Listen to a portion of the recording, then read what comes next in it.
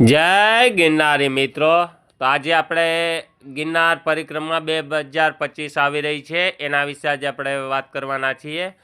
તો ટૂંક સમયમાં જો ગિરનારની લીલી પરિક્રમા ચાલુ થવાની છે, જે લાખો લોકો અને લાખો ભાવિકો આવી અને યાત્રાનો લાભ લેશે અને ટૂંક સમયમાં બસ ચાલુ થવાની છે. તો આજે એની આપણને શું શું સુવિધા મળવાની છે એના વિશે આજે આપણે ચર્ચા કરીશું. અને શું શું છે નવા નિયમો અને સુવિધાઓ આવી છે તેના વિશે આપણે આજે વાત કરીશું. તો જો મારી ચેનલમાં પહેલી વાર હો, નવા હો, તો મારી ચેનલને લાઈક કરજો, શેર કરજો અને સબસ્ક્રાઈબ કરવાનું ભૂલતા નહીં. તો હવે આપણે સ્ટાર્ટ કરીએ આગળની કે તમને શું શું મળવાનું છે. સાધુ સંતોના કહેવાથી 11થી પૂર્ણિમાનું જે મહત્ત્વ છે તે મુજબ પરિક્રમા ચાલુ કરવામાં આવશે. તો કે તારીખ 2/11/2025થી 5/11/2025 સુધી પરિક્રમા રહેશે, જે 4 દિવસ અને 4 રાતની પરિક્રમા રહેશે. અને 2/11/2025 રાતે 12 વાગે ગેટ ખોલવામાં આવશે. 36 કિલોમીટરની પરિક્રમા લાખો ભાવિ ભક્તો આવશે અને તે પરિક્રમા પૂર્ણ કરશે. અને નવી ટ્રેનો પણ દોડાવવામાં આવે છે, કેમ કે નવી આપણા માટે કે નવી ટ્રેનો પણ દોડાવવામાં આવશે. એસટીની બસોની સગવડતા પર પૂરી પાડવામાં આવશે. આપણે એસટી બસ સ્ટેન્ડ એટલે કે જુનાગઢ એસટી બસ સ્ટેન્ડથી ભવનાથ એસટી બસ સ્ટેન્ડ સુધી તમને એસટીની બસો અઢળક મળી રહેશે અને એનું પણ ચાર્જેબલ પણ માપે રહેશે. રિક્ષાઓ પણ આપણને મળી રહેશે કે Junagadh bus stand, Junagadh railway સ્ટેશનથી કોઈ પણ જગ્યાએથી તમારે જો આવવું હોય તો ભવનાથ સુધી તમને પણ રિક્ષાઓ પણ મળી જશે અને એના તમે પાસ પણ દેવાઈ ચૂક્યા છે. એટલે આ ખાસ કરી અને ધ્યાનમાં લેવું. વન વિભાગના રસ્તા પણ ઓકે થઈ ગયા છે. એટલે વન વિભાગવાળાના લોકોએ અંદર જે રસ્તા છે એ બધા રસ્તો સાવ ઓકે થઈ ગયા છે, બધા કામ પરિપૂર્ણ થઈ ગયા છે. પણ પોલીસનો બંદોબસ્ત પણ આપણને મળી રહેશે, કેમ કે અમુક જગ્યાએ જ્યાં હોય ત્યાં આપણને પોલીસનો બંદોબસ્ત પણ મળી રહેશે અને એનું કામ પણ સારું હોય છે અને એ આપણને મદદરૂપ પણ થાય છે. તો એ આપણને મળી રહેશે. પછી હેલ્થ વિભાગ દ્વારા દવાઓ અને એમ્બ્યુલન્સો કે અમુક જગ્યાએ આપણે એમ કહીએ કે જીણા બાવાની મઢી છે, કોઈ અંતરે એ લોકોએ એના પોઈન્ટ નક્કી કરેલા હોય છે, તે પોઈન્ટ પણ અત્યારે ઓકે થઈ ગયા છે. ત્યાં આપણને દવાઓ પણ મળી જાય, એમ્બ્યુલન્સ પણ મળી જાય. એવું કોઈ જો બનાવ બની જાય તો એના માટેના એ પણ આપણને સુવિધા ઉપલબ્ધ થશે. પાણી પુરવઠા વિભાગ દ્વારા આખી પરિક્રમામાં 42 પાણીની ટાંકીઓ મુકાઈ ગયેલ છે, જે 5000 લીટરની ટાંકીઓ મૂકવામાં આવેલી છે. કે પાણી પીવા માટે આપણે જે બોટલો કોઈ ભરવાની હોય શુદ્ધ ચોખ્ખું પાણી, તેના માટે 5000 લીટરની ટાંકીઓ 42 ટાંકીઓ આખી પરિક્રમામાં મૂકેલી છે. એટલે કે પાણીની કોઈ તંગી પણ છે નહીં, કેમ કે નદી નાળા પણ એટલા ચાલ્યા જાય છે અને ઝરણા પણ એટલા હાલ્યા જાય છે. ફાયરની ટીમ પણ અવિરત આપણી સાથે મદદમાં રહેશે. એટલે ફાયરની ટીમો પણ અહીંયા એમાં આપણને રહેશે આપણી મદદમાં કે એવું કાંઈ બને, કોઈ જંગલ છે કે કોઈ કાંઈ આગ લાગી જાય તો તેના માટે પણ એ ટીમો પણ ત્યાં પહોંચી અને કમ્પ્લીટ ઓકે થઈ ગયેલું છે. ઇલેક્ટ્રિસિટી દ્વારા લાઇટની વ્યવસ્થા પણ કરી દેવામાં આવી છે. કે લાઇટ આપણે એમ કહીએ કે ઝીણા બાવાની મઢી છે, સરકડિયા હનુમાન છે, સૂરજકુંડ, મારવેલા, આપણે બોરદેવી છે, એવી જ રીતે બધે લાઇટો ચાલુ કરી દેવામાં આવી છે. રસ્તામાં નળ પાણીની ગોળીએ કે એ ઇલેક્ટ્રિસિટી દ્વારા વ્યવસ્થા કરી અને એને પણ એનું કામ પૂર્ણ કરી દીધેલું છે. અનક્ષેત્રો વાળાએ મંજૂરી પણ આપી દીધેલી છે. એટલે અનક્ષેત્રવાળાને પણ મંજૂરીઓ બધાને મળવા માંડ્યું છે અને અનક્ષેત્રો પણ અંદર લાગવા માંડ્યા છે. તો આ બધા લોકો અત્યારે એનું ફૂલ જોશમાં કામ ચાલી રહ્યું છે અને અંદર એના માલ પણ પહોંચવા માંડ્યા છે.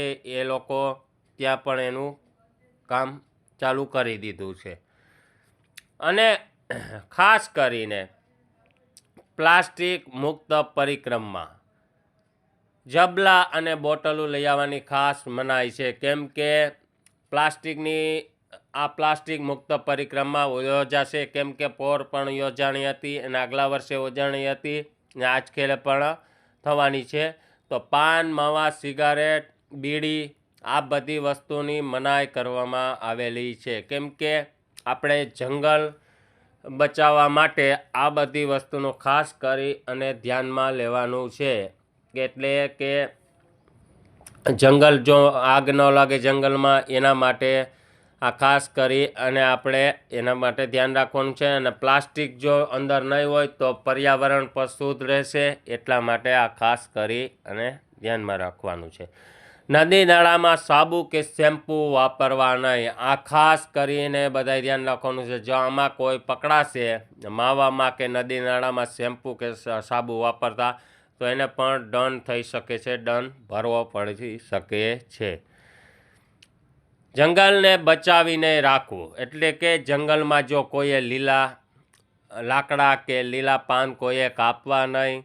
બીજા નંબરમાં જંગલને બચાવીને રાખવું, એટલે કે આપણે જ્યારે આપણો પડાવ છોડીએ ત્યારે આપણે આપણી આગ જે લગાવી હોય કે આપણે રસોઈ માટે કે એમને તાપણા માટે, તો એ આપણે આપણી આગ બુઝાવી અને પછી આપણે આગળ જવું, એ ખાસ ધ્યાનમાં રાખવું. એટલે કે જંગલ પણ બચશે અને આપણને પણ ફાયદો થશે. પડાવ ઉપરથી નીકળો એટલે ખાસ કરીને આગ બુઝાવીને નીકળવી. આ તો એ લોકો પણ કહે છે કે આ ખાસ ધ્યાનમાં રાખવું, એટલે કે જંગલમાં આગ લાગવાની બીક ન લાગે, એટલા માટે આ ખાસ કરીને ધ્યાનમાં લેવું. લીલા ઝાડ કાપવા નહીં. ઘણા લોકો છે એ સૂકા, તમે ડાયરું હોય કે સૂકી હોય એ તમે લઈ શકો છો, કાપી શકો છો અને એને વાપરી શકો છો. પણ લીલા ઝાડ પણ અમુક લોકો છે તેને કાપી નાખે છે, એટલે આ ખાસ કરી અને ધ્યાનમાં લેવું. કેમ કે તમે જો ધ્યાન રાખશો, તમે બીજાને કહેશો, તો આપણે આ પરિક્રમા છે એ સરસ મજાની થઈ શકે છે. પછી જે અન્નક્ષેત્રો અંદર આવેલા છે એનું ખાસ કરીને એ ધ્યાનમાં રાખવું કે અન્નક્ષેત્રો છે એમાં કોઈએ પ્રસાદીનો બગાડ કરવો નહીં. જો આપણે ખાવું હોય એટલું જ લેવાનું અને આપણે જમવાના છે તો જ લેવાનું. ખોટો કોઈ ટ્રાય કરવા કે કેવું છે કેવું નથી એવું કરી અને ખોટો બગાડ કરવો નહીં.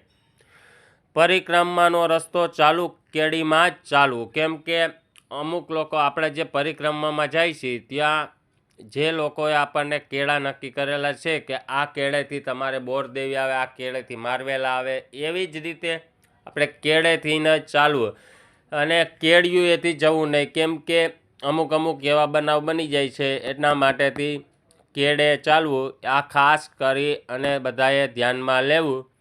તો મિત્રો, આપણી પાસે અત્યારે જો આ નવી ગાઈડલાઈન જે આવી હતી એ મેં તમને માહિતી આપેલી છે, કેમ કે આ નવા નિયમો અને નવી સુવિધા આપણને જે મળી રહેવાની છે એ મેં તમને આપી દીધી છે. તો જો આમાં કાંઈ મારો ભૂલ થઈ ગયું હોય, ફેરફાર હોય તો મને માફ કરજો. બીજા નંબરમાં કે આપણે આ પરિક્રમા કરીએ ત્યારે પરિક્રમામાં એકવાર હું તમને હજી કહી દઉં છું, સાધુ સંતોના કહેવાથી 11થી પૂર્ણિમાનું મહત્ત્વ છે એ મુજબ જ પરિક્રમા રહેશે અને ચાલુ થશે. 2/11/2025 રાતે 12 વાગે ગેટ ખુલશે અને 5/11/2025 આપણી પરિક્રમા પૂર્ણ થઈ જશે. 4 દિવસ અને 4 રાતની જ પરિક્રમા રહેશે. આ 36 કિલોમીટરની પરિક્રમા લાખો ભાવે ભક્તો આ પરિક્રમાનો લાભ લઈ અને પરિક્રમા પૂરી કરશે. એટલે આ જે છે એ મેં તમને આખી પૂરી માહિતી આપી દીધી છે. આ વિડીયો ખાસ કરી અને જોવાનું ભૂલતા નહીં, કેમ કે તમને બધી ગાઈડલાઈન આમાં મળી જશે. તો ચાલો મિત્રો, જો મારી ચેનલમાં નવા હો, પહેલી વાર હોય તો મારી ચેનલને લાઈક કરજો, શેર કરજો અને સબસ્ક્રાઈબ કરવાનું ભૂલતા નહીં. તો બધાને જય ગિરનારી. હર હર મહાદેવ હર.